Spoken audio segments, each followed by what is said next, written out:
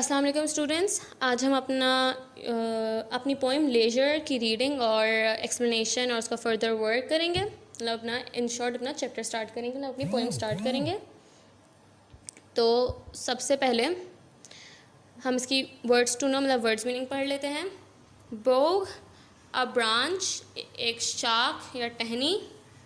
Broad full open, जो यहाँ पे इस्तेमाल हुआ है ब्रॉड के मतलब कि खुला, बड़ा, कुशादा, वसी। Care a worry, something that takes all our attention and causes us to worry.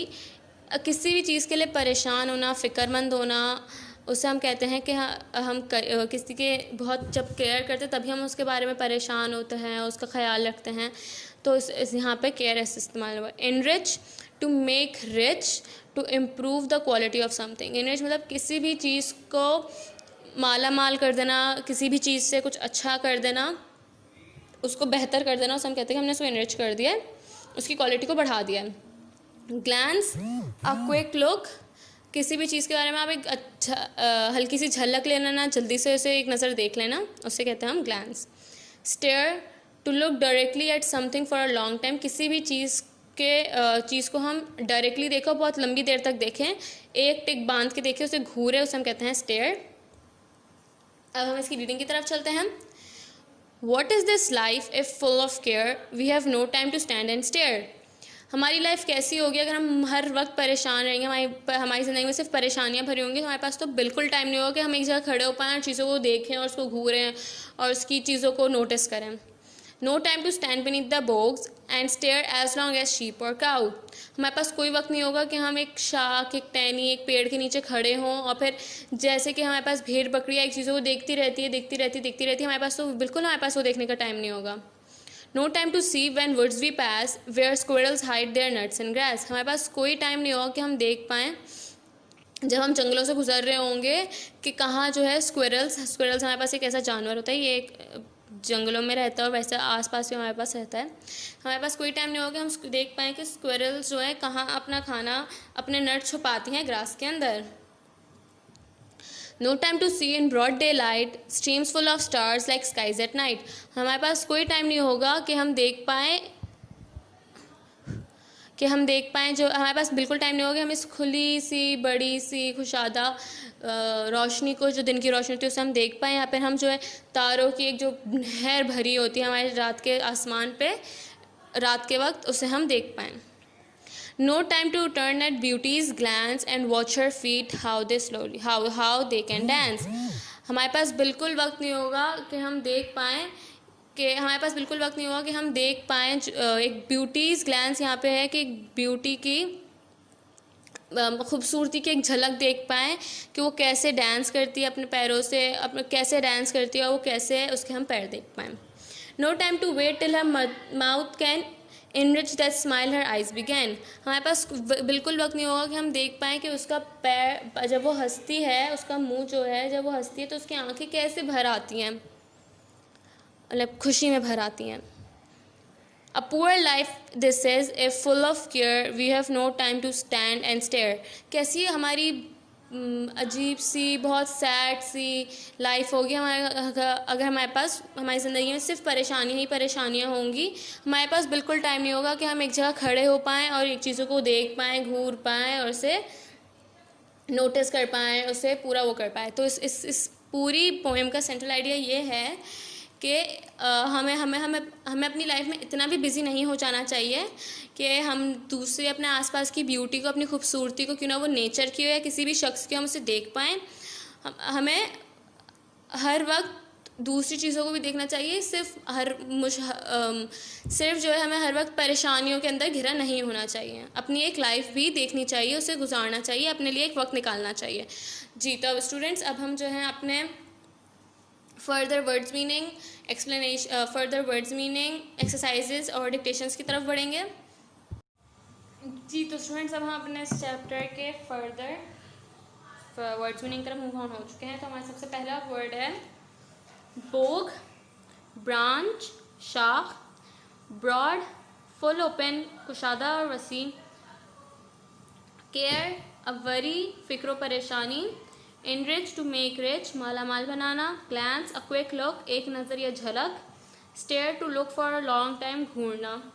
तो इस चैप्टर के हमने डिक्टेशन नहीं लिखे हैं और ना इस चैप्टर में कोई ऐसा कितना हार्ड वर्ड है जिसके आपको डिक्टेशन हो, बट आपको अपने इसको अच्छे से पढ़ना है और फिर आगे अपना वर्ड कंप्लीट रखना है। और इससे पहले आपको अपना टाइटल पेज बनाना है। अपने टाइटल पेज में कुछ भी बना सकते हैं as long as it is creative and good. तो moving on to our next thing which is question and answers. जी तो स्टूडेंट्स, हमारे जो इसकी क्वेश्चन आंसर्स है वो मैंने खुद बनाया है, हमने कॉपी बुक के नहीं किए हैं। तो अब हम अपने इनके क्वेश्चन आंसर्स करते हैं। What is the meaning of word leisure? Leisure का क्या मतलब है? तो लेजर मीन्स फ्री टाइम, मतलब कि फारिग वक्त। What does the poet want us to have some free time? Why does the poet want us to have some free times? Poet ऐसा क्यों चाहता था कि हम जो है एक फ्री टाइम लें, हम अपना फारिग वक्त में चीज़ें देखें। तो poet want us to have some free time just to have a look at the nature and around and notice its beauty. तो पोइट चाहता था कि हम फ्री टाइम इसलिए लें ताकि हम जो है अपने नेचर की, अपनी इस कुदरत की खूबसूरती को देख पाए और उसको फील कर पाए और उसे महसूस कर पाए और उसका मज़ा ले पाए, उससे लुत्फ अंदोज हो पाए। क्वेश्चन नंबर 2 है, in the poem the poet spells the word beauty with the capital B, what does it means? Poem में जो है पोएट ने लफ्ज़ ब्यूटी कैपिटल बी से डिनोट किया है, तो ऐसा क्यों है? तो it means beauty refers to a beautiful girl and beauties of a nature. तो इन्होंने कैपिटल बी से ब्यूटी को इसलिए किया है क्योंकि इन्होंने या तो यहाँ पे इससे ब्यूटीफुल गर्ल के थ्रू यूज़ किया है या तो फिर उन्होंने यहाँ पे एक ब्यूटी ऑफ नेचर मतलब कि नेचर की खूबसूरती की वजह से यूज़ किया है। नेक्स्ट है हमारे पास who is we in the poem. We जो है कौन है? We refers to the human being who have no time to look beauties of nature. We जो इन्होंने हमारे पास इस्तेमाल किया है ह्यूमन बींग्स को, जो कि मतलब कि हम लोगों को, जिनके पास इतना भी वक्त नहीं है कि वो जो है नेचर की ब्यूटी को देख पाए और उसे महसूस कर पाए। जी तो हमारा नेक्स्ट है फ्रेज की मीनिंग्स। आपको ऐसे हेडिंग डालनी है फ्रेजेस मीन्स और या फिर मीनिंग्स ऑफ फ्रेजेस, आप कुछ भी लिख सकते हैं और फिर आपको ये 3 जो है फ्रेजेस उनकी मीनिंग्स नोट डाउन करनी है। तो आज सबसे पहले है full of care, give all time and energy to the duty without enjoying the beauties of life. Full of care मतलब कि परेशानियों से भरी हुई, मतलब कि अपना सारा वक्त, अपनी सारी ताकत, अपनी सारी हिम्मत, अपनी सारी एनर्जी जो है आप अपनी ड्यूटी को, अपने काम को दे दो और जो है अपने आसपास की जो ब्यूटी है, ज़िंदगी की खूबसूरती है, ज़िंदगी की, हमारी कुदरत की, किसी भी इंसान की, आप उसे नोटिस ही ना करें, ना उसे आप इंजॉय करें, बस आप अपने काम में और अपनी परेशानियों में घिरे रहे। क्योंकि आजकल हम सब लोग यही होते हैं कि हम अपनी परेशानी और अपनी लाइफ में इतने घिरे हुए होते हैं कि हम अपने आसपास की खूबसूरती को देखते ही नहीं हैं। तो हमारे पास क्वेश्चन नंबर 2 है stream full of stars, reflection of stars in a stream on a starry night which is breathtaking sight। stream full of stars इन्होंने यहाँ किया है, जो जब रात के वक्त तारे जो होते हैं हमारे पास चमकते हैं और जब किसी समंदर के ऊपर उसके रिफ्लेक्शन आता है और वो एक इतना खूबसूरत मंजर होता है, उन्होंने यहाँ पे उसको stream full of stars कहा है। broad daylight, in the clear light of day when it is easy to see, एक खुली रोशनी में, दिन की बड़ी खूबसूरत खुली रोशनी में, जब हम अपनी हर चीज़ आराम से आसानी से देख सकते हैं। तो उन्होंने यहाँ पे इसको किया कि हम अपनी ब्यूटी को ब्रॉड डे लाइट में देखें। जी moving on to our next exercise which is RTCs। जी तो हमारे RTCs हैं no time to wait till her mouth can enrich that smile her eyes began. हमारे पास बिल्कुल इतना भी वक्त नहीं है कि हम उसके चेहरे को देख पाए और उसकी उस मुस्कुराहट को देख पाएँ जब वो हंसती है और उसके चेहरे पे जो चमक आती है। हु और what is her in these line, कौन और वो क्या है? तो यहाँ पे ब्यूटी है किसी भी इंसान की। What should there be time for, हमारे पास किस चीज़ का टाइम होना चाहिए? There should be time to stand and stare, beauty and nature। हमारे पास वक्त होना चाहिए कि हम खड़े होकर घूर पाए अपने इस कुदरत की खूबसूरती को। What does the word enrich means? यहाँ पे enrich मतलब कि मालूम क्या मतलब है? To take rich, to improve the quality of something।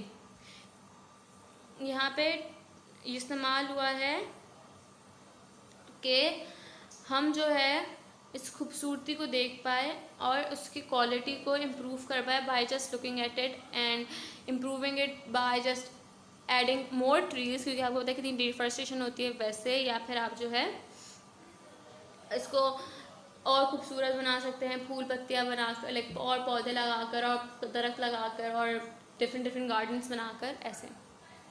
जी तो स्टूडेंट्स, मैंने इसके अंदर एक और क्वेश्चन ऐड किया है, वो है give the explanation of these lines. अब आपको ये जो है बुक के अंदर का क्वेश्चन नहीं है, मैंने खुद ऐड किया है क्वेश्चन, तो आपको देख लेना है और इसको अपनी कॉपी में नोट डाउन करना है। तो हमारा है give explanation of this line, इन लाइनों की वजाहत करें, जो हमारे पास ये लाइन है उनकी वजाहत करें।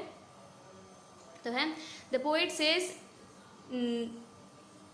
that we do not have enough time to see the smile that began through her charming eyes and then gracefully runs toward her lips. Her beauty makes the whole atmosphere so charming. मतलब कि इसमें poet बता रहे हैं कि इसकी जो हमारे पास इतना भी वक्त नहीं है कि हम उसके वो खूबसूरत मुस्कुराहट को देख पाए, जो कि उसकी एक खूबसूरत आँखों से शुरू होती है और फिर वो आहिस्ता आहिस्ता उसके लिप्स तक जाती है, उसके होंठों तक जाती है, और जिसकी वजह से उसकी उस खूबसूरती की वजह से पूरा जो हमारा एटमॉस्फेयर, जो हमारा आसपास का माहौल है, वो बहुत अच्छा हो जाता है जी।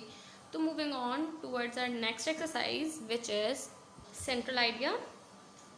तो the poem leisure was written by W.H. Davies. In this poem the poet says we should not be so busy in life that we have no time to see the beautiful things around us. Beauty is spoken of as a person, she glances and dances with her beautiful feet, she smiles.